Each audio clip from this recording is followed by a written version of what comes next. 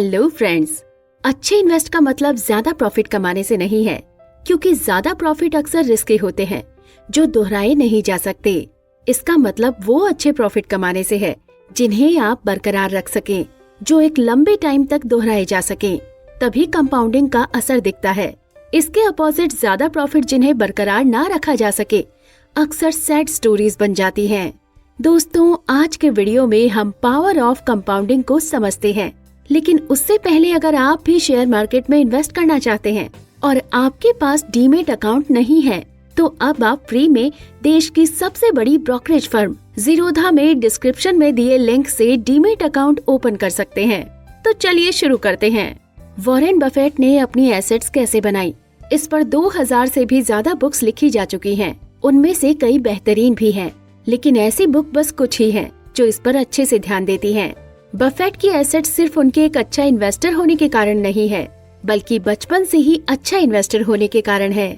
जब आप ये वीडियो देख रहे हैं तो इस टाइम वॉरेन बफेट की नेट वर्थ 147 बिलियन डॉलर यानी करीब 14,700 करोड़ भारतीय रुपए है। इसमें से लगभग 84.2 बिलियन डॉलर उन्होंने 50वें बर्थडे के बाद हासिल की है और 81.5 बिलियन डॉलर लगभग 65 की एज पूरी करने के बाद आई है, जिसे हम रिटायरमेंट की एज भी कहते हैं।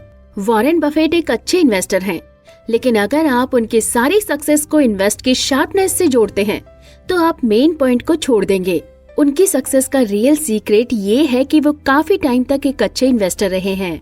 दोस्तों, अगर उन्होंने 30 की एज में इन्वेस्ट करना शुरू किया होता तो 60 की एज में रिटायर हो गए होते, तो शायद ही किसी ने उनका नाम कभी सुना होता। बफेट ने 11 साल की एज में इन्वेस्ट करना शुरू कर दिया था। 30 की एज तक पहुंचने तक उनकी नेट वर्थ 1 बिलियन डॉलर थी।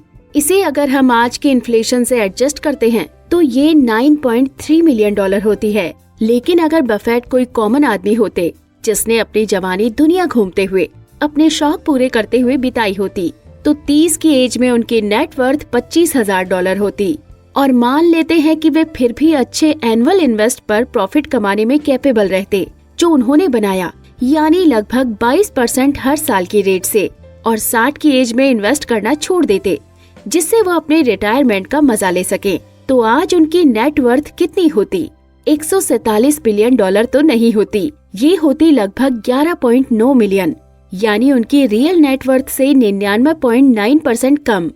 दोस्तों, वॉरेन बफेट की फाइनेंशियल सक्सेस को उस फाइनेंशियल बेसिक से जोड़ा जा सकता है जो उन्होंने अपनी यंग एज में बनाई और अपनी ओल्ड एज में भी कायम रखा। इन्वेस्ट उनका स्किल है, लेकिन उनका सीक्रेट है टाइम। दोस्तों, कंपाउंडिंग ऐसे ही काम करती है। अब इसे अलग तरह से देखिए। बफेट अब तक के सबसे अमीर इन्वेस्टर हैं, लेकिन रियल में वे सबसे ग्रेट नहीं हैं, कम से कम जब एवरेज एनुअल रिटर्न से देखा जाए तो। हेज फंड रिनेसॉन्स टेक्नोलॉजीज के हेड जिम सिमंस ने 1988 से लेकर हर साल करीब 66% की रेट से पैसों की कंपाउंडिंग की है, जबकि बफेट का 22% रिटर्न उसका बस 1/3 है। जिम सिमंस का नेट वर्थ इस टाइम 29 बिलियन डॉलर है। शायद आपको लग सकता है कि ये तो बफेट से 75% कम अमीर हैं। अगर सिमंस इतने अच्छे इन्वेस्टर हैं, तो फिर बफेट से पीछे क्यों?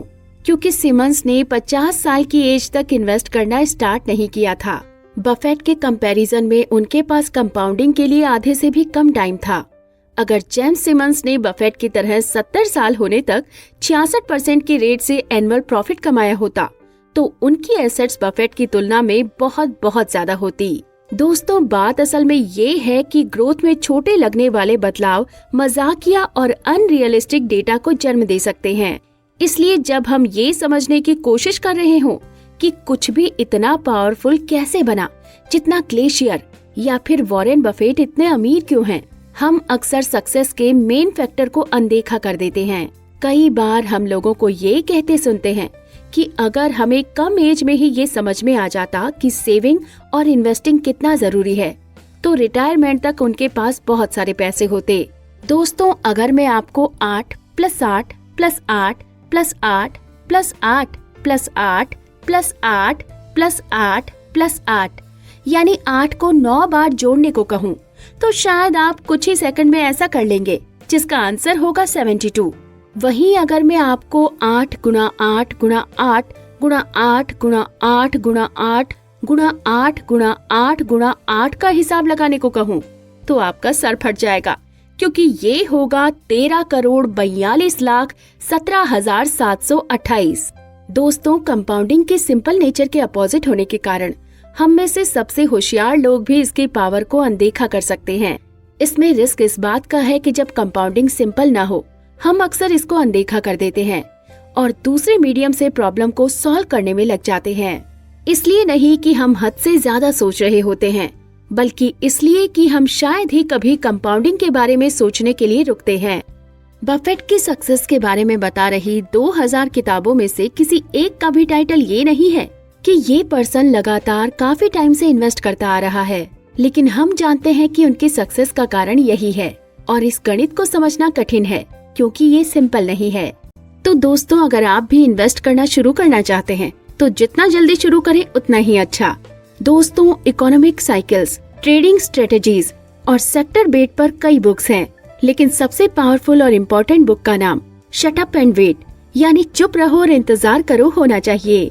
यहाँ सीख ये है कि अल्बर्ट आइंस्टाइन ने एक बार कहा था, compound interest is the 8th wonder of the world, यानी कंपाउंड इंटरेस्ट दुनिया का 8वां अजूबा है।